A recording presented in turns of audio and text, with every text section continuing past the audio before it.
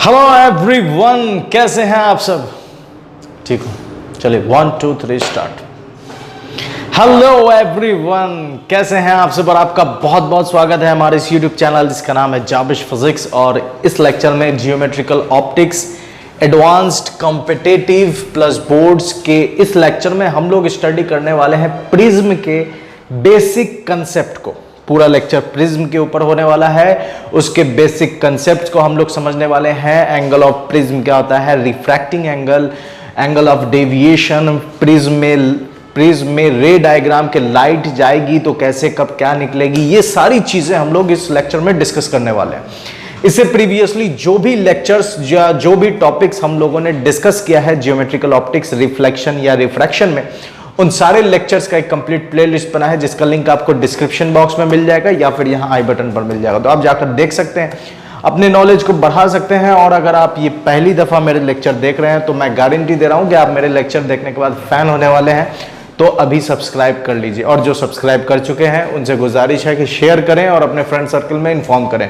बिना वक्त जाया किए हम लोग स्टार्ट करेंगे प्रिज्म। तो प्रिज्म सब समझने से पहले हम क्या करते हैं, हेडिंग दे लेते हैं कि प्रिज्म एक्चुअली में होता क्या है। ठीक है, प्रिज्म। ठीक है, अब देखिए बहुत सारे लोगों के दिमाग में ये बात होगी कि सर प्रिज्म क्या है। प्रिज्म एक टॉपिक है। अगर मैं सवाल करूं व्हाट इज प्रिज्म, तो आप कहिएगा कि sir prism is a device through which after light passes it splitted into 7 colours. ये होगा कि हाँ सर प्रिज्म एक डिवाइस है, प्रिज्म एक टॉपिक है। ये आपके दिमाग में, आपके अंदर ये क्वेश्चन होगा कि प्रिज्म एक टॉपिक है, प्रिज्म एक डिवाइस है, इस तरह का। लेकिन मैं ये क्या कहूँगा कि प्रिज्म जो है वो ना तो टॉपिक है और ना ही कोई डिवाइस है। Prism is a concept. Prism क्या है? कॉन्सेप्ट है। सबसे पहले ये लिख लेता हूँ मैं, प्रिज्म क्या है। तो prism is a concept. Prism is a concept. ये कॉन्सेप्ट है, ये कंसेप्ट है एकदम। बेशक बात समझिए आप, मेरी बात को मानिए। प्रिज्म क्या है? एक कॉन्सेप्ट है। सर ये कॉन्सेप्ट कैसे हुआ? तो कॉन्सेप्ट इस वजह से हुआ है क्योंकि ये उस वक्त अप्लाई आप करोगे या होगा जब दो सरफेस क्या हो, आपस में इंक्लाइंड हो। जैसे मैं बता रहा हूं आपको, जैसे मान लो कि प्रिज्म की इमेज अगर मैं बनाऊं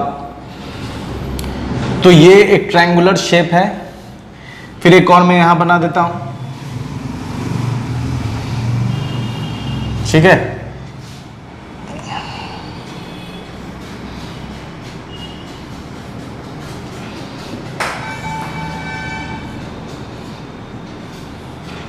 इसको यहां मिला दो, इसको यहां मिला दो, इसको यहां मिला दो और इसको। देखिए ये प्रिज्म है। ये क्या है? प्रिज्म। अब जब रेज इस पर ऐसे आएगी, ये रेज ऐसे आई, ठीक है, फिर यहां से यहां गई और फिर ये ऐसे निकल गई। तो ये जो सरफेस आप देख रहे हो यहां पर, ये जो दो सरफेस है, ये जो दो सरफेस है, ये वाला हिस्सा, ये सरफेस ए और सरफेस बी, ये दोनों कैसा है? इंक्लाइंड है। आप साफ साफ देख सकते हो ये क्या है? इंक्लाइंड है।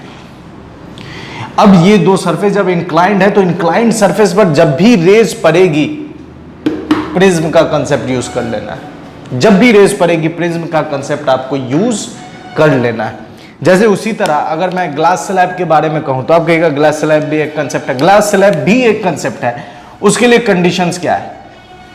उसके लिए कंडीशंस है कि जब रेज क्या हो, जब सरफेस आपस में क्या हो। देखिए ये स्लैब है और ये स्लैब है, तो इसका मतलब कि रेज इस पर कुछ ऐसे आएगी, ऐसे आई, रिफ्लेक्ट हुई और फिर ऐसे निकल गई। तब देख सकते हो कि यहां पे जो ये जो सरफेस ए है और सरफेस बी, ए पैरेलल है बी के और यहां ए इंक्लाइंड है, एंगल बना रहा है बी के साथ। तो प्रिज्म इज कंसेप्ट। अब जैसे ही आप ये समझोगे तो आपके दिमाग में मैं एक सवाल कर रहा हूं, इससे आपका पूरा कंसेप्ट क्लियर हो जाएगा कि सर क्या आप इस कंसेप्ट को यहां अप्लाई नहीं कर सकते? बेशक कर सकते हो। इस कंसेप्ट को आप यहां अप्लाई कर सकते हो। कैसे अप्लाई करोगे? तो सर यहां पर देखिए, ये वाला जो हिस्सा है, यहां पर मैं ब्लैक कलर से यूज कर रहा हूं, ये सरफेस, ये सरफेस क्या ये एंगल नहीं बना रहा है 90 डिग्री? तो एंगल है, तो ऐसे आई, ऐसे गई और ऐसे, जैसे जैसे भी निकले वो तो जैसे निकलेगी वो रे डायग्राम हम लोग समझेंगे, लेकिन आप कंसेप्ट समझो ना कि क्या यहां पर ये नहीं यूज कर सकते? कर सकते हैं, इस केस वाले हिस्से पर हम लोग कर सकते हैं। ये रे ऐसे आई, ठीक है, ऐसे गई और फिर ऐसे निकल जाएगी। क्या ये कंसेप्ट, ग्लास स्लैब वाला कंसेप्ट यहां यूज कर सकते हैं? कर सकते हैं। सामने से अगर मान लो कोई रे ऐसे गई और इस सरफेस से अंदर चली गई, डॉट से देखा था ना, डॉट से नहीं, क्रॉस से अंदर गई, तो कंसेप्ट है भाई। ग्लास स्लैब और प्रिज्म दोनों क्या है? कंसेप्ट है। प्रिज्म के लिए क्या कंसेप्ट है कि दो सरफेस इंक्लाइंड होना चाहिए, जहां भी हो आप लगा सकते हो। ग्लास स्लैब के लिए क्या है कि दो सरफेस पैरेलल हो, तो जहां भी हो ये कंसेप्ट आप यूज कर सकते हो। अब अगर मान लो आपसे कुछ क्वेश्चन पूछा जाए कि जैसे एक सरफेस है, कुछ इस तरह का तोड़ दिया गया है प्रिज्म, और प्रिज्म ऊपर से टूटा हुआ है, और ये अब आपसे कहा गया कि भाई क्या यहाँ पर प्रिज्म वाला काम होगा? तो बेशक होगा। ये सरफेस और ये सरफेस क्या है? इंक्लाइंड है, टूटा हो, जुड़ा हो, उससे हमको कोई लेना देना नहीं है। जिस सरफेस से ये होकर निकलेगी वो दोनों सरफेस आपस में इंक्लाइंड है, इस वजह से यहाँ प्रिज्म का कंसेप्ट हम यूज करेंगे। तो इतने बकबक से आप ये समझ गए होंगे कि prism is basically a concept. Prism क्या है? एक कंसेप्ट है जो हर इंक्लाइंड सरफेस, दो रिफ्रैक्टिंग सरफेस अगर इंक्लाइंड हो लगा देना है, दो रिफ्रैक्टिंग सरफेस अगर पैरेलल हो, ग्लास स्लैब का कंसेप्ट लगा देना। बात समझे? तो प्रिज्म इज एक कंसेप्ट। अब मैं जगह साफ कर देता हूं ताकि समझ में आए, ठीक है। Prism is a concept. ये कब लगाना है? It will applicable when two refracting surface are inclined to each other. आप लिख सकते हो या मैं लिख दूं? चलिए, बेसिक समझ रहे हैं तो मैं डेफिनेशन लिख ही देता हूं ताकि आपके दिमाग में बात बनी रहे, ठीक है। प्रिज्म इज ए कंसेप्ट, ठीक है, कंसेप्ट है। It applicable when, it applicable, ये तब एप्लीकेबल होगा, it applicable when two refracting surfaces are, when two refracting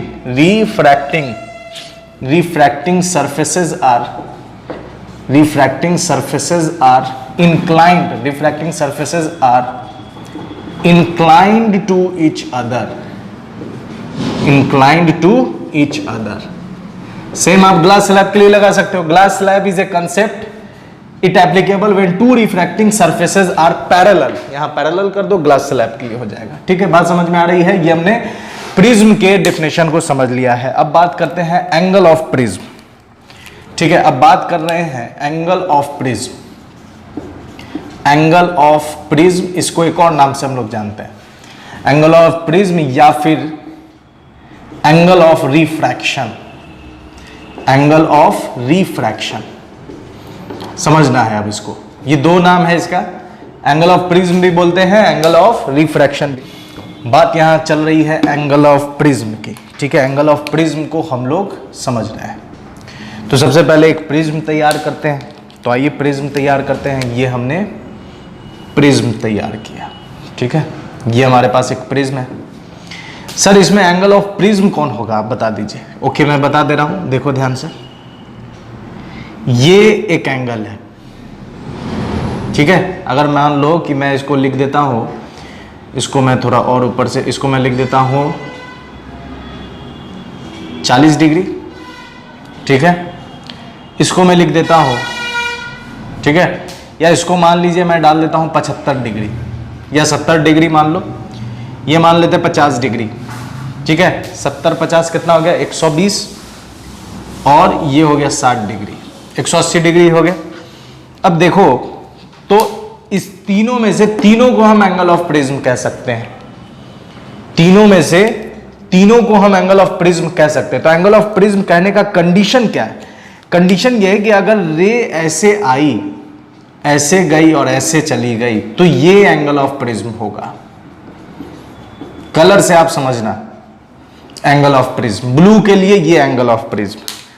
अगर रे ग्रीन से समझना, अगर रे ऐसे आई, ठीक है, अगर रे ऐसे आई, ऐसे गई, ऐसे निकल गई, ये एंगल ऑफ प्रिज्म हो जाएगा। मैं कलर इसलिए सेपरेट कर रहा हूं ताकि ग्रीन के लिए ग्रीन, ब्लू के लिए ब्लू। अब देखो रे अगर ऐसे आई, रे अगर ऐसे आई, ऐसे गई और ऐसे निकल गई, तो ये एंगल ऑफ प्रिज्म हो जाएगा। मतलब एंगल ऑफ प्रिज्म डिपेंड करता है, एंगल ऑफ प्रिज्म क्या है कि it is the angle, it is the angle between, it is the angle between, it is the angle between two refracting surface, two refracting surface, two refracting surface through which जिससे through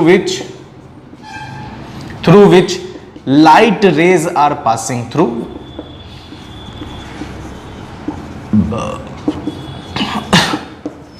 ठीक है, through which light rays are passing. बात समझ में आ रही है?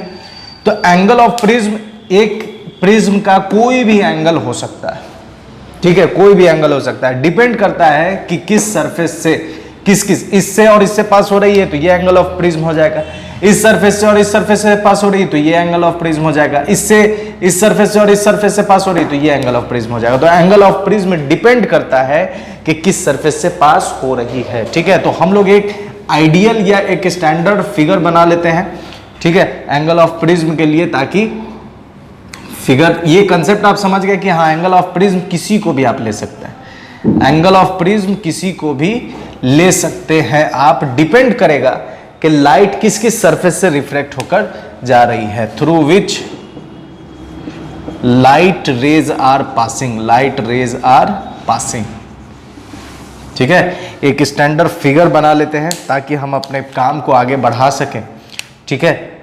ये मैंने प्रिज्म बना लिया, ये एंगल ऑफ प्रिज्म, इसका मतलब रेज इससे और इससे जाएगी, ये angle of prism AP, A of P, ठीक है, एंगल ऑफ प्रिज्म हो गया, ठीक है। अब एंगल ऑफ प्रिज्म समझने के बाद कुछ कंसेप्ट और हम लोग समझेंगे अच्छे से, ठीक है। तो मैं घेराबंदी कर देता हूं क्योंकि इस लेक्चर में हम लोग बेसिक कंसेप्ट ऑफ प्रिज्म ही समझने वाले। तो हमने एक प्रिज्म बनाया, ठीक है, ये हमने एक प्रिज्म बना लिया, ठीक है, ABC, ये एक प्रिज्म है और ये एंगल ऑफ प्रिज्म, ठीक है, ये एंगल ऑफ प्रिज्म है, ये एंगल ऑफ प्रिज्म, ठीक है, कोई दिक्कत नहीं, कोई परेशानी नहीं। अब देखिए रेज यहां से आई, रेज ऐसे आई, ठीक है, जब ये रेज ऐसे आई है तो ये इंसिडेंट रे है, ठीक है, ये इंसिडेंट रे, और इस सरफेस पर क्या कर देते हैं, एक नॉर्मल ड्रॉ कर देते हैं, ठीक है, एक सरफेस, इस सरफेस पर क्या करते हैं, एक नॉर्मल ड्रॉ किया हमने, इस सरफेस पर हमने एक नॉर्मल ड्रॉ किया, तो इसका एंगल ऑफ इंसिडेंस हो गया ये इसका एंगल ऑफ इंसिडेंस हो गया, ठीक है, कोई दिक्कत नहीं, कोई परेशानी नहीं, एकदम बेहतरीन समझ में आ रहा है सर, जियो माशाल्लाह, खुदा सलामत रखे। अब आगे समझते हैं। देखिए रेज ऐसे आई, चूंकि इस प्रिज्म का कुछ ना कुछ रिफ्रैक्टिव इंडेक्स होगा, इस प्रिज्म का कुछ ना कुछ रिफ्रैक्टिव इंडेक्स होगा, मान लेते हैं n, बाहर का मीडियम क्या है, एयर, ग्लास है, मान लीजिए ग्लास, इसका कुछ ना कुछ रिफ्रैक्टिव इंडेक्स है।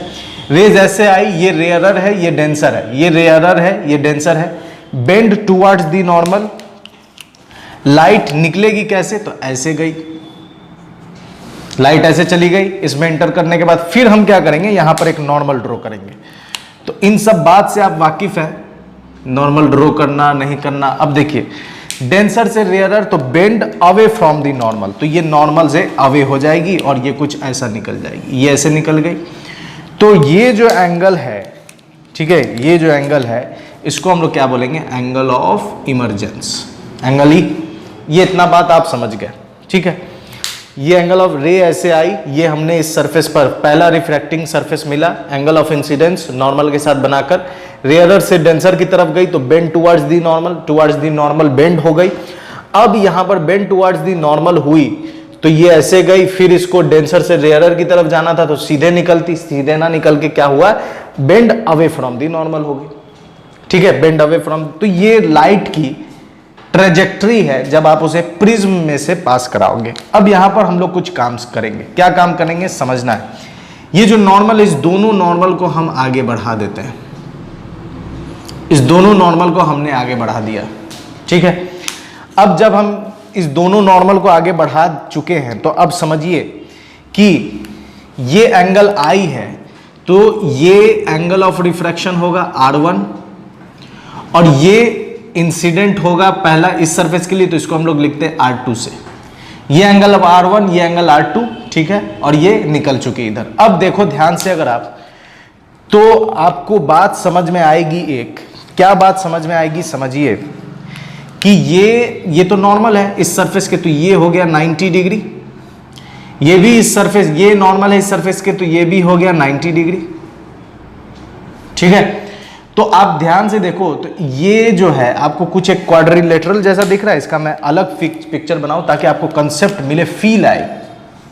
ये कुछ ऐसा आपको दिखेगा, ये नॉर्मल यहां पर, ये नॉर्मल यहां पर, ये क्वाड्रिलेटरल बन गया जहां पर ये एंगल ए है और ये एंगल कुछ है, ठीक है। ये एंगल, यहां वाला एंगल, इसको मैं अलग कलर से दिखाना चाहता हूं, ब्लैक कलर से इसको दिखाना चाहता हूं। ये एंगल, ठीक है, यही एंगल, ये फिगर अब मिलाइए आप। अब देखो तो वो एक क्वाड्रिलेटरल है, एक चतुर्भुज बन गया। अब चतुर्भुज के चारों एंगल, मतलब क्वाड्रिलेटरल के चारों एंगल का सम कितना होता है, 360। निकालते हैं सर, उसका कितना आता है। आइए इस एंगल के लिए काम करते हैं, इसको x मान लेते हैं। अब देखिए a plus 90 plus x plus 90 is equal to 360। 90 90 180, तो a प्लस x बराबर कितना आ गया, 360 माइनस 180, तो 360 में से 180 गया तो 180, तो a प्लस x बराबर कितना आ गया, 180, तो x बराबर आ गया 180 माइनस a। x की वैल्यू कितनी आ गई, 180 माइनस a, 180 माइनस a, तो इसकी ये कितना निकल कर आया, 180 डिग्री माइनस a, ये इसकी वैल्यू, ठीक है। 180 माइनस a, ये हमने निकाल लिया 180 माइनस a, ठीक है। अब इसके आगे काम करते हैं, ये हमने समझ लिया। अब देखिए 180 माइनस a निकल चुका है, इतना आपको समझ में आ गया। 180 माइनस a कैसे निकाला, इसको मैं इरेज कर दे रहा हूं, मुझे जगह चाहिए इसलिए मैं इसको इरेज कर देता हूं, ठीक है। ये मैंने समझ लिया 180 माइनस a कैसे आ गया। अब बात करते हैं आगे, तो अब आप ध्यान से देखो, तो ये एक ट्रायंगल भी दिख रहा होगा आपको, ठीक है, ये एक ट्रायंगल भी दिख रहा है। सर कौन सा वाला, थोड़ा अलग से फिगर बना दीजिए। बिल्कुल मैं बना दे रहा हूं। ये आपको अलग वाला जो ट्रायंगल आपको मैं दिखा रहा हूं, कुछ ऐसा है ये, ठीक है। अब समझना है आपको, ये यहां R1, यहां R2 और ये एक एंगल है, और इसका एंगल कितना है, 180 माइनस a। ये एंगल कितना निकल कर आया, 180 माइनस a। एक ट्रायंगल है तो तीनों का सम कितना होगा, 180 होगा। एक ट्रायंगल है तो तीनों का सम कितना होगा, 180, तो R1 प्लस R2 प्लस, और इसकी वैल्यू डाल दीजिए 180 माइनस a, 180 डिग्री, क्योंकि एक ट्रायंगल के अंदर तीनों एंगल का सम कितना होता है, 180 डिग्री, ठीक है। R1 प्लस R2, अब इसको सॉल्व करो, R1 plus R2 plus 180 minus a is equal to 180, तो 180 से 180 कट गया, तो R1 प्लस R2 बराबर कितना आ गया, a को उधर भेज देना। तो ये रिजल्ट मैं यहां लिख लेता हूं कि R1 प्लस R2 कितना निकल कर आया, a के बराबर निकल कर आया। कैसे आया, ये यहां पर मैंने प्रूफ लिख दिया आपको। अब मुझे जगह चाहिए होगा, आगे काम करते हैं। अब समझते हैं, इसको मिटा देते हैं, इसके रिजल्ट को मैंने नोट कर लिया। R1 प्लस R2 बराबर कितना हो जाएगा, a हो जाएगा। अब समझिए कि ये रे, अगर ये प्रिज्म नहीं होता, अगर ये प्रिज्म नहीं होता तो ये रे ऐसे जाती, ये रे ऐसे जाती। अगर ये प्रिज्म नहीं होता तो ये रे ऐसे जाती, लेकिन ऐसे गई नहीं। जब ऐसे गई नहीं है तो ये गई ऐसे है, मतलब समझिए अब बात को कि ये रे ऐसे नहीं गई है, ये ऐसे ना जाकर ऐसे, तो ये इतना झुकी है। तो ये जो एंगल है इसको हम लोग क्या कहेंगे, एंगल ऑफ डेविएशन। और ये डेविएशन कितना, d1, ये डेविएशन कितना, d1। तो अब आप देखो कि अगर मैं d1 निकालूं तो I जो है ये नॉर्मल और ये रे, तो I किसके बराबर होगा, R1 प्लस d1 के बराबर होगा। तो यहां मैं लिख देता हूं फ्रॉम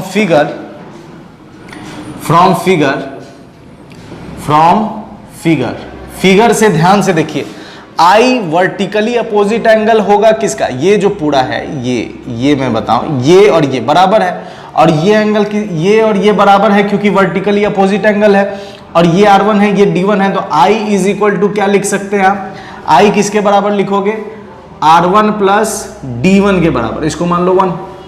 I बराबर क्या लिख सकते हैं, R1 प्लस D1, ठीक है।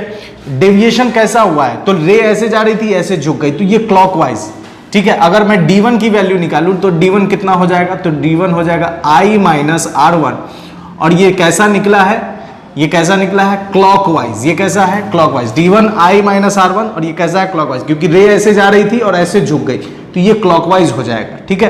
रे को ऐसे जाना था लेकिन झुकी इधर है, इस वजह से ये क्लॉकवाइज, ठीक है। अब आते हैं इस पर, अब समझिए यहां पर कि रे को जाना था ऐसे, रे को जाना था ऐसे, ये इस वाले हिस्से पर डेविएशन हुआ। रे अगर ये नहीं होता तो रे ऐसे जाती, लेकिन रे ऐसे ना जाकर ऐसे गई, तो फिर से यहां पर डेविएशन हुआ D2, यहां पर फिर से डेविएशन हुआ D2। अब देखो D2 को हम कैसे निकाल सकते हैं, तो फिर से अगर आप ध्यान से देखिए तो यहां पर जो D2 है, ठीक है, D2 हम कैसे निकाल सकते हैं। अब D2 के लिए काम करना है, तो D2 के लिए काम करना है तो E किसके बराबर होगा, ठीक है, E किसके बराबर होगा, तो इस लाइन को मैं पीछे प्रोड्यूस कर देता हूं, इस लाइन को मैं पीछे प्रोड्यूस कर दूं, मैं पीछे प्रोड्यूस कर दूं, तो वो पीछे प्रोड्यूस करने से काम नहीं चलेगा। अब समझिए आप बात, यहां पर जो मैं काम करने जा रहा हूं उसको आपको ध्यान से देखना है कि मैं कर क्या रहा हूं। हमें चाहिए D2, D1 हमने निकाल लिया, हमें चाहिए D2। तो D2 के लिए अगर आप ध्यान से देखो तो अगर मैं बात करूं, ये अगर R2 है, ये R2, इसको ध्यान से देखिए, ये R2 है, तो ये R2 है, तो ये भी जो इतना होगा, क्या ये R2 नहीं होगा, वर्टिकली अपोजिट एंगल से। ये देखिए, ये नॉर्मल की रेज ऐसे और ये रे की रेज ऐसे जा रही, तो ये R2 बना नॉर्मल और रेज के बीच में, तो ये भी R2 बनेगा रेज नॉर्मल और रेज के बीच में वर्टिकली अपोजिट एंगल। तो हम E को क्या निकाल सकते हैं, तो हम लिख सकते हैं E बराबर क्या लिख सकते हैं, नाउ E बराबर क्या लिख सकते हैं, E बराबर लिख सकते हैं R2 plus D2, R2 plus D2। E बराबर क्या लिख सकते हैं, R2 plus D2, R2 plus D2 लिख सकते हैं। तो D2 बराबर क्या हो जाएगा, E माइनस R2, D2 बराबर क्या हो जाएगा, E माइनस R2। और फिर से देखिए तो D2 भी कैसा है, क्लॉकवाइज, रे ऐसे जा रही थी लेकिन ऐसे मुड़ गई, रे ऐसे जा रही थी ऐसे मुड़ गई, तो ये भी क्या है, क्लॉकवाइज, ठीक है। तो टोटल अगर हम डी नेट की बात करें कि नेट डेविएशन कितना हुआ, टोटल डेविएशन कितना हुआ, डी नेट कितना हुआ, तो D1 भी क्लॉकवाइज है, D2 भी क्लॉकवाइज है, दोनों को जोड़ देंगे, D1 प्लस D2। D1 कितना है सर, तो I minus R1 plus D2 कितना है, E माइनस R2, ठीक है। अब इसमें से आप क्या करो, तो IE प्लस I, E को इधर लिख दिया, I को यहां लिख दिया, माइनस R1 माइनस R2 में से माइनस कॉमन कर लो, तो क्या मिलेगा, R1 plus R2, minus R1 और माइनस R2 में से हमने माइनस कॉमन कर लिया, तो R1 प्लस R2, तो E प्लस I माइनस, अब यहां देखिए R1 प्लस R2 का वैल्यू, R1 प्लस R2 की वैल्यू क्या है, A, तो R1 प्लस R2 की वैल्यू A है, तो यहां हम A डाल देंगे। तो डी नेट मतलब कि ये हमने फॉर्मूला डिराइव कर लिया किसका, डेविएशन थ्रू प्रिज्म, प्रिज्म से जो डेविएशन होगा, ये उसका फॉर्मूला हम लोगों ने निकाल लिया कि डी नेट कितना होगा। तो जो जो इंपॉर्टेंट टर्म है उसको मैं लिखता चला जाता हूं, R1 प्लस R2 बराबर A आ गया, डी नेट बराबर इतना आ गया। ये हमने समझ लिया है प्रिज्म क्या है, कंसेप्ट है एप्लीकेबल, तब काम करेगा जब दो रिफ्लेक्टिंग सरफेस क्या हो, इंक्लाइंड हो। तो इसको मैं मिटा देता हूं क्योंकि हम प्रिज्म की ही बात कर रहे हैं, तो मुझे जगह चाहिए होगा, इसलिए मैं इसे इरेज कर दे रहा हूं ताकि जो रिजल्ट आ रहा है मैं उसे उसको वहां पर नोट करता चलूं। तो एक तो हम लोगों ने ये निकाल लिया पहला पॉइंट, R1 प्लस R2 बराबर किसके, A के, पहला पॉइंट। दूसरा पॉइंट हम लोगों ने डी नेट निकाल लिया, ठीक है। तो डी नेट का क्या फॉर्मूला आया है, D net is equal to E plus I minus A, E plus I minus A. ये दो पॉइंट हम लोगों ने, पहला पॉइंट दूसरा पॉइंट, ये दो पॉइंट हम लोगों ने यहां नोट कर लिया। R1 प्लस R2 बराबर A, डी नेट बराबर E प्लस आई माइनस ए। अब समझना, अब इस पर हम लोग कुछ क्वेश्चन करेंगे ताकि हमारा कंसेप्ट क्लियर हो। इसे भी मिटा देता हूं, ठीक है। अब समझना है, काम करना है क्वेश्चन पर। मजा आ रहा होगा पढ़ने में, एकदम बेहतरीन तरीके से समझ में भी आ रहा होगा, बात आ रही होगी बात आपको। आप कहिएगा क्या बेहतरीन तरीके से पढ़ा रहे हैं सर, माशाल्लाह। चलिए अब समझिए कि किसी भी प्रिज्म के लिए, अब समझना है बात कि किसी भी प्रिज्म के लिए क्या क्या चीजें दी गई होंगी। ठीक है, फॉर ए प्रिज्म, अगर हम एक प्रिज्म की बात करें, for a prism, for a prism, किसी भी प्रिज्म के लिए आपको क्या क्या चीजें दी गई होंगी। तो एक प्रिज्म के लिए आपको दिया जाएगा, ठीक है, उसका पहला पॉइंट गिवन क्या क्या रहेगा समझिए। एक प्रिज्म के लिए आपको उसका एंगल ऑफ प्रिज्म दिया रहेगा, ठीक है। उसके बाद आपको क्या दिया रहेगा, तो उसका रिफ्रैक्टिव इंडेक्स दिया रहेगा, ठीक है। और क्या दिया रहेगा, तो angle of incidence, angle of incidence. किसी भी प्रिज्म के लिए ये तीन चीजें आपको दी गई होंगी या दी जाएंगी। अगर आपको ए मालूम है और अगर आपको आई मालूम है, अगर आपको एन मालूम, ये तीन चीजें आपको मालूम, अब इससे आप क्या क्या निकाल सकते हो। देखिए मैं क्वेश्चन बनाने का तरीका बता रहा हूं आपको, क्वेश्चन बनाने का तरीका मैं बता रहा हूं कि कैसे ये काम करेगा। तो कोई भी प्रिज्म के लिए आपको ए एन आई, मतलब ए एंगल ऑफ प्रिज्म दिया रहेगा, एन रिफ्रैक्टिव इंडेक्स दिया रहेगा, आई एंगल ऑफ इंसिडेंस दिया रहेगा। अब देखिए आप क्या क्या निकाल सकते हैं। अगर आपके पास ए दिया हुआ है, एन दिया हुआ है, ठीक है, एन दिया हुआ है, आई दिया हुआ है, तो एन दिया हुआ, आई दिया हुआ है, तो आप R1 निकाल सकते हो उससे। क्या R1 निकाल सकते हो आप? R1 निकाल सकते हो using I, using Snell's law, ठीक है, using Snell's law, using Snell's law. Snell's law use करोगे तो आप किसका, आप एन और आई का, बाय यूजिंग स्नेल्स लॉ आप एन और आई का यूज करके R1 निकाल सकते हो। एन और आई का यूज करके यहां पर स्नेल्स लॉ लगा के आप R1 निकाल सकते हो। तो using Snell's law and Snell's law का यूज करना है, and N and I, N और आई का यूज करना है। यू कैन फाइंड, ठीक है, you can find, you can find क्या निकाल सकते हो, R1। आपने R1 निकाल लिया यहां पर स्नेल्स लॉ लगा करके। अब आपको R1 मालूम है, अब आप R1 मालूम है, आपको A मालूम है, एंगल ऑफ प्रिज्म मालूम है, A2 R2 निकाल सकते हो। You can find R2, you can find, you can find R2, आप R2 निकाल सकते हो। किसका किसका यूज करके, using R1 and A, R1 और A का यूज करके आप R2 निकाल सकते हो। अब आपने R2 निकाल लिया तो फिर यहां स्नेल्स लॉ लगा करके E निकाल सकते हो। You can find E, you can find E using Snell's law, using Snell's law. अब देखो जब आपको E मालूम है, R2 मालूम है, तो आप D2 निकाल सकते हो। E मालूम है, R2 मालूम है, तो D2 निकाल सकते हो। E मालूम, I1 मालूम है, R1 मालूम है, तो आप D1 निकाल सकते हैं। तो you can find everything using Snell's law, you can find everything. बस आपको किससे, एवरीथिंग आप निकाल सकते हो, हर एक पॉइंट निकाल सकते हो। बस आपको ये चीजें दी गई और कैसे कैसे निकालना है ये मैंने आपको कंसेप्ट बता दिया।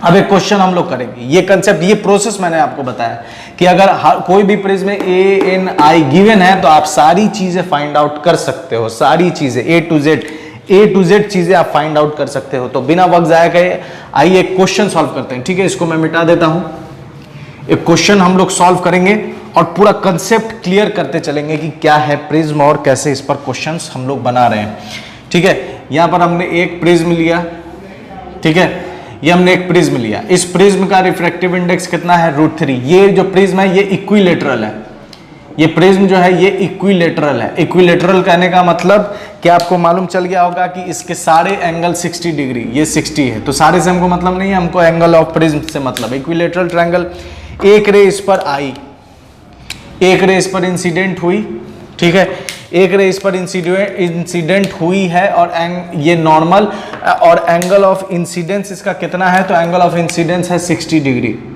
एंगल ऑफ इंसिडेंस है 60 डिग्री। अब देखिए आपको तीन चीजें मालूम चल गई। आपको क्या क्या मालूम चल गया है, आपको एंगल ऑफ प्रिज्म मालूम है, ठीक है। अब हम लोग इसको सॉल्व करते हैं, क्वेश्चन समझ में आ गया। अब देखिए कैसे सारी चीजें हम लोग निकालेंगे, फाइंड एवरीथिंग। यहां हम लोग क्वेश्चन करते हैं फाइंड एवरीथिंग, फाइंड एवरीथिंग, हर एक चीज निकालना है। एंगल ऑफ प्रिज्म दिया हुआ है, रिफ्रैक्टिव इंडेक्स दिया हुआ है, एंगल ऑफ इंसिडेंस दिया हुआ है। तो देखिए गिवन, सबसे पहले गिवन लिख लेते हैं, क्या क्या दिया गया। ए बराबर 60 डिग्री, रिफ्रैक्टिव इंडेक्स दिया गया √3, बाहर का मीडियम एयर है, ये याद रखिए। जहां कुछ नहीं बोला जाए समझ जाइए बाहर का ये मीडियम एयर। और आई एंगल ऑफ इंसिडेंस कितना है 60 डिग्री। अब हम लोग काम कर रहे हैं, तो मैंने क्या बताया, सबसे पहले हम लोग R1 निकालते हैं। यहाँ स्नेल्स लॉ लगाइए, इस पॉइंट पर स्नेल्स लॉ लगाइए, इस पॉइंट पर स्नेल्स लॉ। तो इसका रिफ्रैक्टिव इंडेक्स N1 है, बाहर का रिफ्रैक्टिव इंडेक्स N1, तो N1 sin 60 बराबर N2, ठीक है, अंदर का N2 sin R, ये यहां से रे ऐसे जाएगी, ये R1 sin R1, ठीक है। N1 हवा का रिफ्रैक्टिव इंडेक्स 1 होता है, 1 sin 60 हो जाएगा √3/2। N2 रिफ्रैक्टिव इंडेक्स √3 है sin R1, √3 से √3 चल कट गया, मार गया, ठाए ठाए उड़ गया, ठीक है। sin R1 कितना हो गया, ठीक है, 1/2 कहने का मतलब sin कितना, sin R1 बराबर sin 30 डिग्री, तो R1 कितना आ गया 30 डिग्री। तो हमने R1 निकाल लिया 30 डिग्री। अब देखिए हम D1 निकाल सकते हैं। D1 का फॉर्मूला क्या है, D1 बराबर हो जाएगा I माइनस R1, तो D1 बराबर I माइनस R1, तो I कितना है यहाँ पर, I यहाँ पर कितना है 60 में से 30 गया तो कितना आएगा 30 डिग्री। तो हमने D निकाल लिया, D1 निकाल लिया कितना 30 डिग्री, D1 हमने 30 डिग्री निकाल लिया। अब हम लोग, हमारे पास R1 है, अब हम R2 निकालेंगे। तो R2 निकालने का काम कैसे करेंगे, तो फिर से यहाँ पर हम लोग स्नेल्स लॉ लगाते हैं, ठीक है, सॉरी स्नेल्स लॉ से पहले R2। अब देखिए R1 हमें मालूम है 30 डिग्री, R1 कितना है 30 डिग्री, A हमें मालूम है, तो R2 निकल जाएगा। तो R2 बराबर लिख सकते हैं A माइनस R1, तो A कितना है यहाँ पर 60 माइनस R1 कितना है, R1 कितना निकाले हम लोग, R1 कितना निकाले 30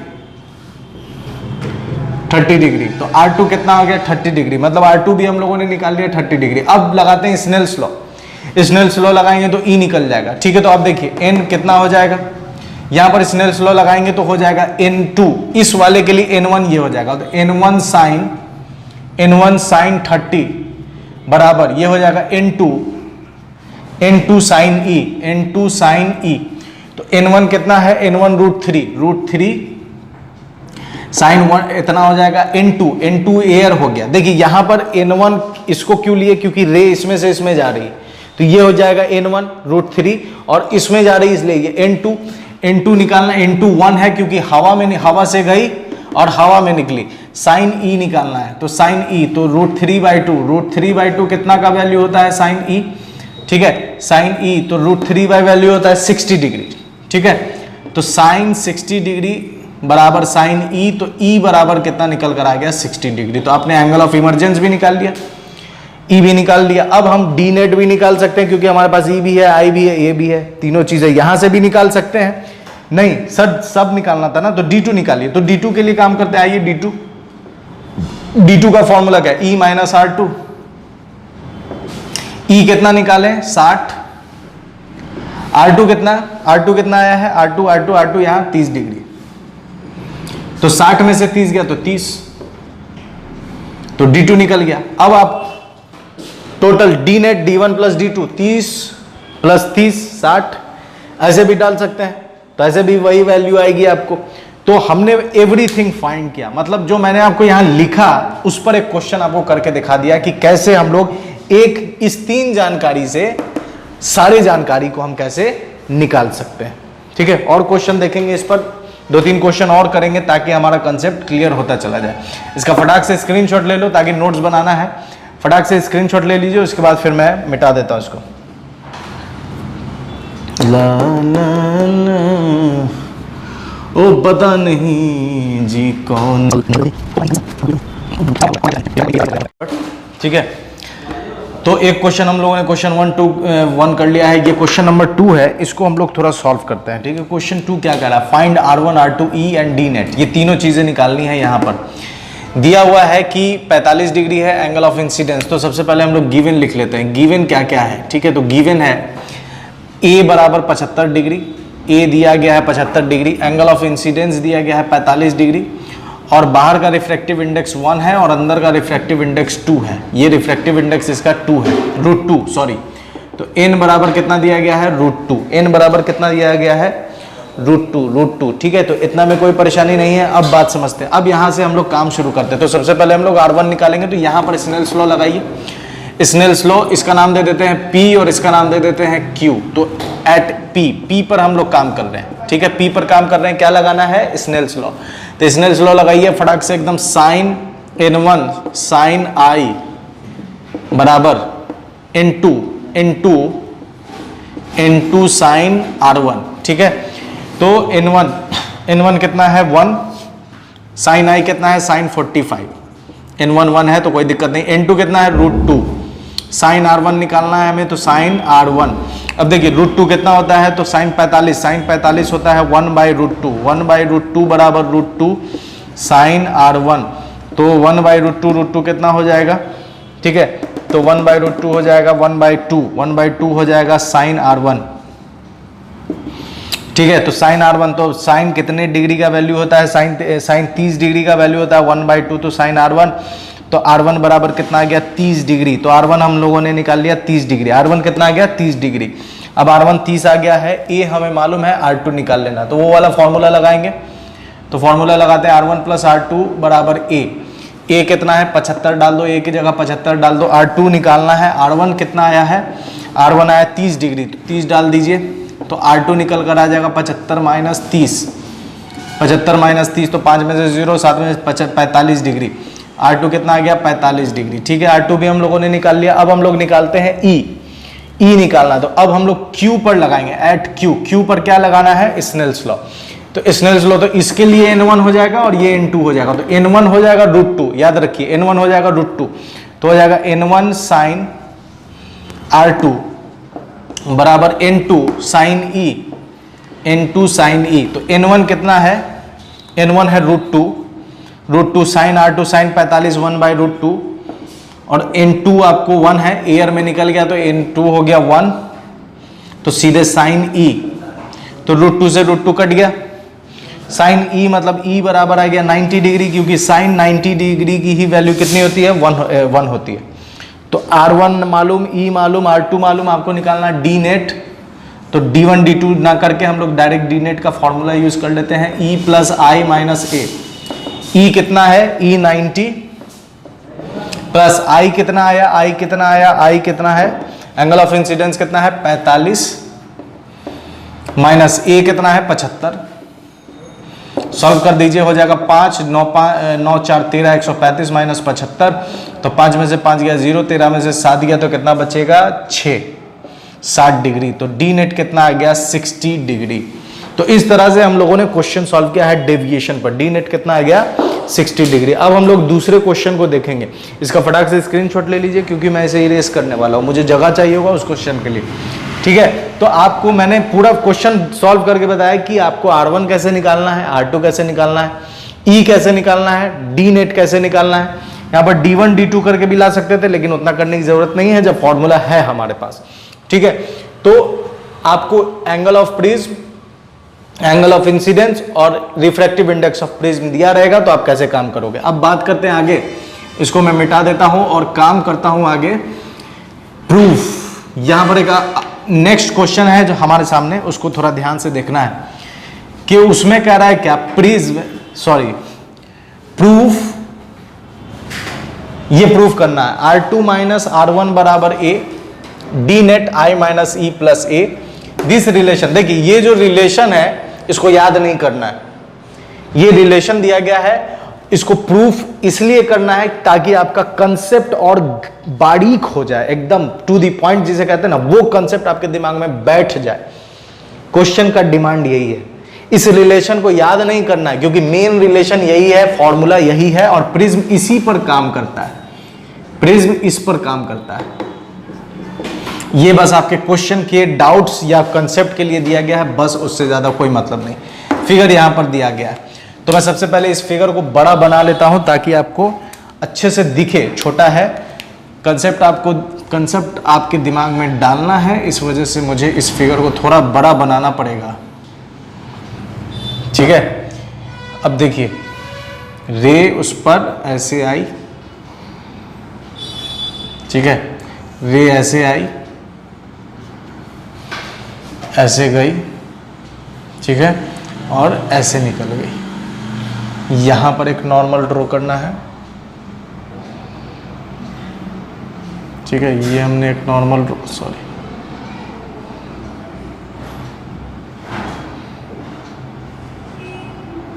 ठीक है, ये हमने नॉर्मल ड्रॉ कर दिया और एक नॉर्मल यहाँ पर ड्रॉ करना है। ठीक है, अब ये रे ऐसे आ रही है, ऐसे जा रही है, R1 R2 ध्यान से देख लेना है।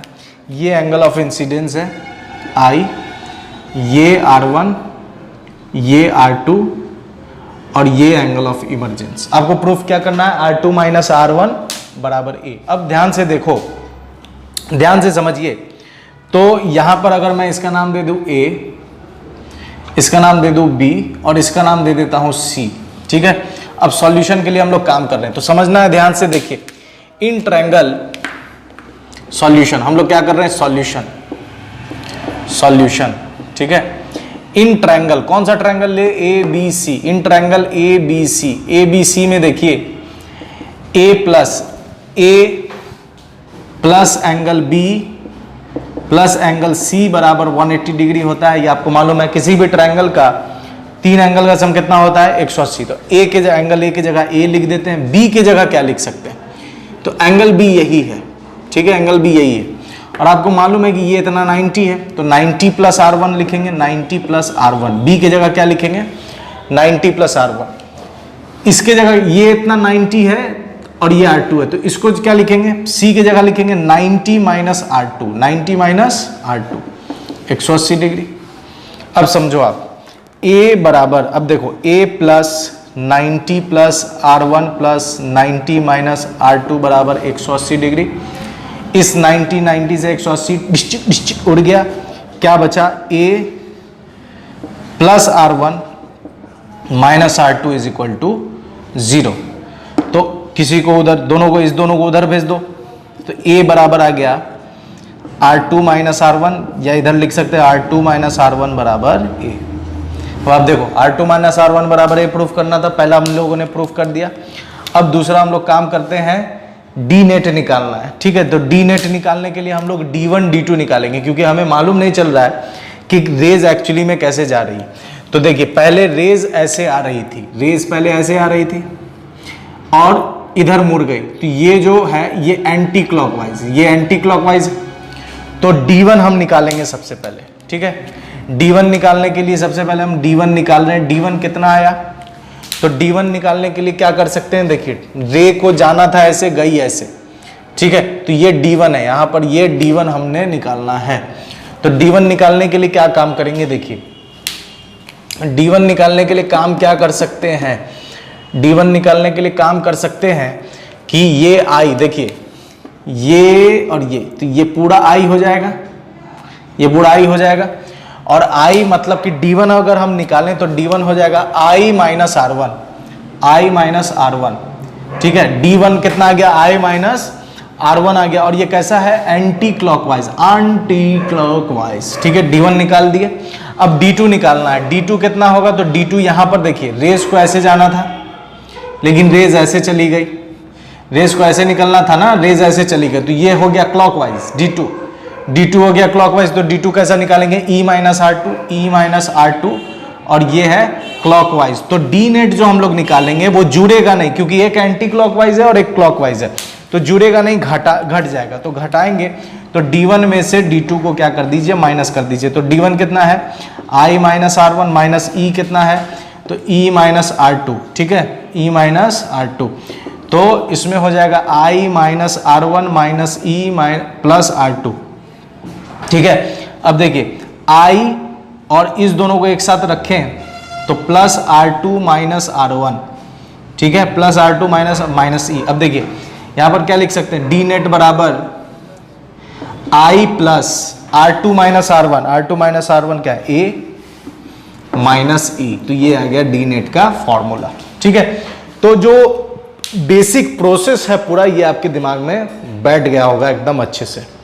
ठीक है, इतना में कोई परेशानी नहीं। ये जो मैंने डेविएशन का फॉर्मूला निकाला है, ये जो बेसिक रिलेशन निकाला है, इस पर मैंने 3 क्वेश्चन आपको बताए, और उम्मीद करता हूं, उम्मीद क्या गारंटी है कि आपके दिमाग में पूरा कंसेप्ट चला गया होगा। ठीक है, अब इसके आगे हम लोग काम करते हैं इसकी थिन प्रिज्म एक्चुअली में क्या होता है। ठीक है, थिन प्रिज्म। अब हम लोग काम कर रहे हैं किसके लिए, थिन प्रिज्म। थिन प्रिज्म कितना होगा, तो जिसका एंगल ऑफ प्रिज्म 0 डिग्री से लेकर 4 डिग्री तक हो उसे ही हम लोग क्या कहेंगे, थिन प्रिज्म कहेंगे। ठीक है, थिन प्रिज्म किसे कहते हैं, जिसका एंगल ऑफ प्रिज्म या एंगल ऑफ रिफ्रैक्शन 0 डिग्री से 4 डिग्री हो उसे ही क्या कहेंगे, थिन प्रिज्म कहेंगे। तो आइए मैं थिन प्रिज्म आपको बनाकर दिखा रहा हूं, ठीक है, और उस पर हम लोग काम करेंगे। ठीक है, मैं थिन प्रिज्म बना रहा हूं इसलिए ध्यान से देखना है, मैं थोड़ा आपके लिए बड़ा करके बना रहा हूं ताकि आप समझो कंसेप्ट को। ठीक है, ये मैंने थिन प्रिज्म बना दिया। ठीक है, ये एंगल बहुत स्मॉल है, कितना, 0 डिग्री से 4 डिग्री। एंगल ऑफ प्रिज्म कितना है, 0 डिग्री से 4 डिग्री। अब जब 0 डिग्री से 4 डिग्री है तो इस पर एक रे ऐसे आई। ठीक है, एक रे इस पर ऐसे आई, रे इस पर ऐसे आई। अब जब रे इस पर आएगी तो ये मैंने नॉर्मल ऐसे बना दिया। ठीक है, ये एंगल ऑफ इंसिडेंस। ठीक है, अब जब प्रिज्म कैसा है, छोटा, प्रिज्म कैसा है, छोटा। ठीक है, प्रिज्म कैसा है, यहां लिखते चलते हैं, prism is thin, prism is, ठीक है, बात समझिए, prism is thin, prism is thin. Prism कैसा है, पतला, 4 डिग्री या फिर 5 डिग्री। ठीक है, देखिए 4 डिग्री या 5 डिग्री तक हम लोग थिन मानेंगे। प्रिज्म क्या है, प्रिज्म थिन है। अब देखिए जब प्रिज्म थिन होगा तो एंगल ऑफ इंसिडेंस क्या होगी, छोटी होगी। एंगल ऑफ इंसिडेंस क्या होगी, छोटी होगी। नॉर्मल केसेस में हम लोग एंगल ऑफ इंसिडेंस को क्या लेते हैं, छोटा लेते हैं। ठीक है, तो जब प्रिज्म इज थिन तो रेज कैसी होगी, rays are paraxial, rays are paraxial. और पैराएक्सियल का कंडीशन मैंने आपको बताया। रेज आर पैराएक्सियल कहने का मतलब क्या है, रेज आर पैराएक्सियल कहने का मतलब है कि आई इज वेरी स्मॉल, आई क्या होगी, बहुत छोटी होगी। ए छोटी है, प्रिज्म इज थिन मतलब कि ए क्या है, प्रिज्म इज थिन कहने का मतलब ए इज स्मॉल। और ए जब स्मॉल होगा तो रेज कैसी होगी, पैराएक्सियल, और पैराएक्सियल होगी तो आई क्या होगी, स्मॉल। अब जब आई स्मॉल है, ए स्मॉल है, तो R1 भी क्या होगी, R1 भी स्मॉल। और जब R1 स्मॉल है, ए स्मॉल है, तो आपको फॉर्मूला मालूम है R1 प्लस R2 बराबर ए, तो ए स्मॉल, R1 स्मॉल, तो R2 भी क्या होगी, R2 भी स्मॉल होगी। और जब R2 स्मॉल है तो फिर आपको एंगल ऑफ इमरजेंस भी क्या हो जाएगा, स्मॉल हो जाएगा। मतलब देखा जाए तो जो भी चीजें हम लोग यूज कर रहे हैं वो सब की सब क्या, छोटी, सब की सब क्या है, छोटी है, सब की सब छोटी। अब बात समझिए, थिन प्रिज्म का कंसेप्ट क्या है। थिन प्रिज्म उसे कहेंगे जिसका एंगल ऑफ प्रिज्म 0 डिग्री से लेके 5 डिग्री के बीच में हो तो वो थिन प्रिज्म कहलाएगा। थिन प्रिज्म में रेस कैसी लेते हैं हम लोग, पैराएक्सियल। जब रेस पैराएक्सियल है तो angle of incidence small, angle of incidence small, इसका मतलब कि R1 स्मॉल, R1 स्मॉल मतलब R2 स्मॉल, R2 स्मॉल मतलब एंगल ऑफ इमरजेंस स्मॉल, मतलब कि सारे का सारा स्मॉल। अब जब सारे का सारा स्मॉल है तो अब बात समझते हैं, स्नेल्स लॉ अगर हम लगाएं, ठीक है, अगर हम स्नेल्स लॉ लगाएं तो देखिए एक रिलेशन स्मॉल एंगल के लिए हम लोग जानते हैं कि when theta is small, when theta is small, when theta is small, तो हम लोग थीटा इज स्मॉल जब जानते हैं तो हम लोग जानते हैं कि वहां पर एक रिलेशन हम लोग ट्रिग्नोमेट्री का यूज करते हैं कि साइन थीटा लगभग बराबर होगा tan थीटा के, और tan थीटा लगभग बराबर होगा किसके, थीटा के। किसके बराबर होगा, थीटा के बराबर होगा। ये बातें समझ गए, साइन थीटा लगभग बराबर होगा tan थीटा लगभग बराबर होगा थीटा के। इतना में कोई परेशानी नहीं, कोई दिक्कत नहीं। अब समझिए, अब मुद्दे पर आते हैं, अब हम लोग बात समझते हैं। अब देखिए रेज इसका अगर मैं बनाऊं तो ये रेज ऐसे गई, फिर यहां पर मैंने एक नॉर्मल बना दिया, फिर यहां पर मैंने एक नॉर्मल बना दिया, और फिर रे ऐसे निकल गई। रे क्या हुई, ऐसे निकल गई। ठीक है, ये एंगल ऑफ इमरजेंस। ठीक है, और यहां पर R1, ये एंगल हो गया R1, ये R1 हो गया, और ये एंगल हो गया R2। कोई दिक्कत नहीं, कोई परेशानी नहीं। अब यहां पर लगाइए स्नेल्स लॉ। अब यहां पर अगर मैं स्नेल्स लॉ लगाऊं, इसका नाम दे देता हूं P और Q, इसका नाम दे दीजिए P और इसका नाम दे दीजिए Q। तो अब हम लोग काम कर रहे हैं कहां पर, P पर। तो P पर जब हम लोग काम करेंगे तो N1, इसका रिफ्रैक्टिव इंडेक्स N है। ठीक है, तो अगर हम यहां काम करें तो N1 साइन I बराबर N2 sign R1, N2 sign R1। अब देखो N1 यहां पर N1 कितना है, 1, साइन I बराबर N2 कितना है, N साइन R। ठीक है, कोई दिक्कत नहीं, कोई परेशानी नहीं। अब देखिए तो साइन R, अब देखिए आपको मालूम है कि जब थीटा स्मॉल हो तो ये रिलेशन हम लोग यूज करेंगे तो क्या साइन आई को हम लोग आई नहीं लिख सकते, और एन साइन आर को क्या लिख सकते, एन इंटू आर। ये हमने पहला रिलेशन निकाल लिया। अब हम लोग आगे काम करते हैं, क्योंकि साइन आई की जगह sine theta tan theta theta जब स्मॉल हो, और यहाँ मैंने पूरी चीजें स्मॉल रखी है। अब हम लोग काम करते हैं क्यू पर, एट क्यू पर काम कीजिए। तो क्यू पर काम करेंगे तो कितना हो जाएगा, देखिए साइन एंगल ऑफ इंसिडेंस हो जाएगा R2, तो N1 साइन R2 बराबर N2 साइन E। तो N1 कितना है, N sine R2, N2 refractive index 1 air है, और E साइन E। अब आपको मालूम है कि स्मॉल एंगल के लिए हम लोग क्या क्या लिख सकते हैं, तो लिख सकते हैं NR2 बराबर E। कोई दिक्कत नहीं, कोई परेशानी नहीं, ये हमने दूसरा रिलेशन भी निकाल लिया, दूसरा रिलेशन भी निकाल लिया। अब देखिए, अब हम लोग बात करते हैं, ठीक है। अब हम लोग डी नेट का फॉर्मूला क्या होता है, तो डी नेट का फॉर्मूला होता है, डी नेट का फॉर्मूला होगा, डी नेट का फॉर्मूला, डी नेट का फॉर्मूला होता है E प्लस आई माइनस ए, ठीक है। तो E यहां पर कितना है, E की जगह कितना डाल सकते हैं, NR2, ठीक है। E की जगह क्या डाल सकते हैं, NR2 माइनस, ठीक है, NR2 minus sorry plus NR2 plus I की जगह क्या लिख सकते हैं, NR, ठीक है, NR1 माइनस A। दोनों में से n कॉमन कर लो तो हो जाएगा R1 plus R2 minus A। R1 plus R2 का फॉर्मूला क्या होता है, A होता है, यहाँ डाल दो A, n into A minus A। दोनों में से A कॉमन कर लेते हैं तो n माइनस A, ये आ गया डी नेट का फॉर्मूला फॉर थिन प्रिज्म। ये फॉर्मूला आया है किसके लिए, फॉर थिन प्रिज्म। ये किसका फॉर्मूला है, थिन प्रिज्म का फॉर्मूला है। Net deviation for thin prism का फॉर्मूला है n माइनस A। n क्या है, refractive index of prism. n क्या है, n refractive index of prism, refractive index of prism. कोई दिक्कत नहीं, कोई परेशानी नहीं। आइए इस पर एक क्वेश्चन कर लेते हैं फटाक से। क्वेश्चन क्या है, देखिए क्वेश्चन कहता है कि एक प्रिज्म है, थिन प्रिज्म है, जिसका एंगल ऑफ प्रिज्म कितना दिया गया है, तो 2 डिग्री। एंगल ऑफ प्रिज्म कितना है, 2 डिग्री।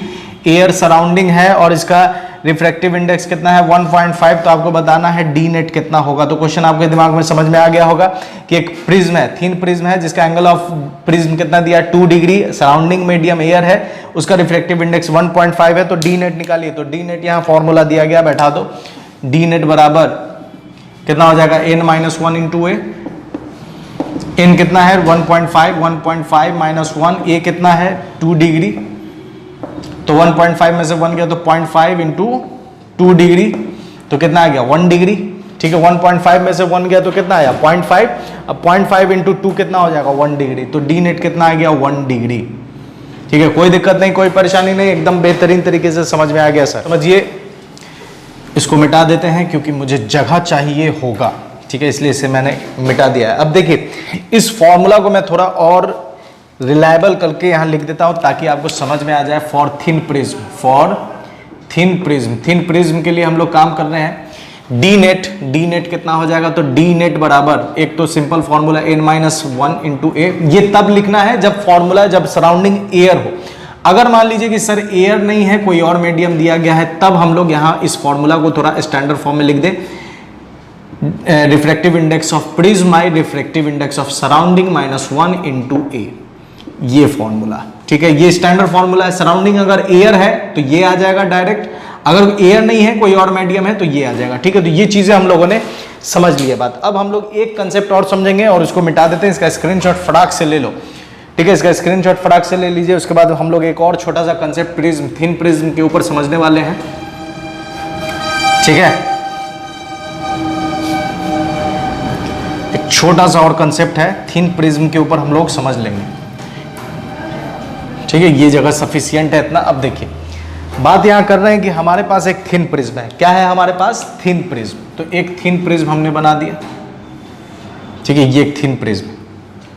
और ये जो केस हम लोग अभी करने वाले हैं, ये थिन प्रिज्म के केस में ही आता है, ठीक है। ये एंगल ऑफ इंसिडेंस हो गया इसका, सॉरी एंगल ऑफ प्रिज्म हो गया ए, ठीक है। अब देखिए, यहां पर कोई ऑब्जेक्ट रखा हुआ है, यहां पर कोई ऑब्जेक्ट रखा हुआ है, यहां पर कोई ऑब्जेक्ट रखा हुआ है ओ, ठीक है, ये ऑब्जेक्ट रखा हुआ है। अब इससे ये ऑब्जेक्ट जो रखा हुआ है, ये प्रिज्म से अगर जाए और इस ऑब्जेक्ट की दूरी इस प्रिज्म के सेंटर से, क्योंकि ये बहुत छोटा है, थिन प्रिज्म कहने का मतलब बहुत छोटा, तो आप इधर से लो उधर से लो, बातें की तो मैं सेंटर से ले लेता हूं। इसकी दूरी कितनी है सेंटर से a, कितनी दूरी है a। अब बात समझिए आप, ठीक है, इसकी दूरी कितनी है यहां से सेंटर से a। अब एक रे इसमें से ऐसे गई और चूंकि प्रिज्म है तो ये डेविएट हो गया, एक रे और ऐसे गई और चूंकि डेविएट हो गई तो ये इसका डेविएशन हो गया d। यहां पर कोई है जो देख रहा है इसे, ठीक है, यहां पर कोई है जो इसे देख रहा है, तो उसे ये ऑब्जेक्ट कहां नजर आएगी, उसे ये ऑब्जेक्ट यहां नजर आएगी, ठीक है, इमेज।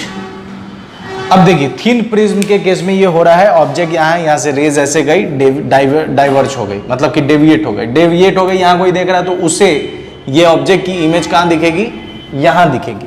तो ऑब्जेक्ट में थोड़ा शिफ्ट हुआ है, ऑब्जेक्ट में क्या हुआ है, शिफ्ट हुआ है, ये शिफ्ट हो गया। तो हमें निकालना है, ये जो हम लोग काम कर रहे हैं ये क्या है, shifting of an object through a small prism, through a thin prism, या from a thin prism से जो शिफ्टिंग है वो हम लोग निकाल रहे हैं। तो अब आप ध्यान से देखो, ये d है तो ये भी क्या हो जाएगा, d, एंगल ऑफ डेविएशन। अब आपको a मालूम है, d मालूम है, s निकालना है, तो सिंपल s निकालने का फॉर्मूला क्या हो जाएगा, tan d बराबर परपेंडिकुलर बाय बेस, तो शिफ्ट का फॉर्मूला आ गया tan d इंटू एस, ठीक है, या a इंटू tan d। और आपको मालूम है ये थिन प्रिज्म है तो सारी चीजें स्मॉल होंगी, तो सारी चीजें स्मॉल, तो साइन थीटा बराबर थीटा, तो s इंटू ए, और tan d को हम क्या लिख देंगे, d लिख देंगे, क्योंकि प्रिज्म स्मॉल है तो इसमें मानते हैं रेज पारा एक्सियल, तो सारी चीजें स्मॉल होती है, इसलिए tan d को क्या लिख दिया हम लोगों ने, d लिख दिया। अब tan d को d लिख दिया है तो d का फॉर्मूला है स्मॉल प्रिज्म, थिन प्रिज्म के लिए फॉर्मूला क्या है, n-1 इंटू ए, तो s बराबर हो जाएगा लगभग a इंटू n-1 इंटू ए। यहां पर स्मॉल ए और कैपिटल ए में डिफरेंस समझिए, स्मॉल ए डिस्टेंस है, capital A angle of prism है, तो ये शिफ्टिंग का फॉर्मूला आ गया, शिफ्टिंग का फॉर्मूला, ठीक है, शिफ्टिंग का फॉर्मूला, ठीक है। तो इतना में कोई परेशानी नहीं, इतने में कोई दिक्कत नहीं, बेहतरीन तरीके से ये आपको समझ में आया हो, ठीक है। तो ये बेहतरीन तरीके से आपके दिमाग में कंसेप्ट चला गया होगा, प्रिज्म का बेसिक कंसेप्ट, ठीक है। इसका जो नेक्स्ट लेक्चर है उसका लिंक और वो वीडियो आपको यहाँ पर डिस्प्ले हो रहा होगा, तो आप जाकर देख सकते हैं, इसके जस्ट पास का लेक्चर यहाँ पर आपको डिस्प्ले हो रहा है, आप जाकर देख सकते हैं, ठीक है। तो मेरे साथ बने रहने के लिए बहुत बहुत शुक्रिया, अपना ख्याल रखें, गुड बाय एंड खुदा हाफिज।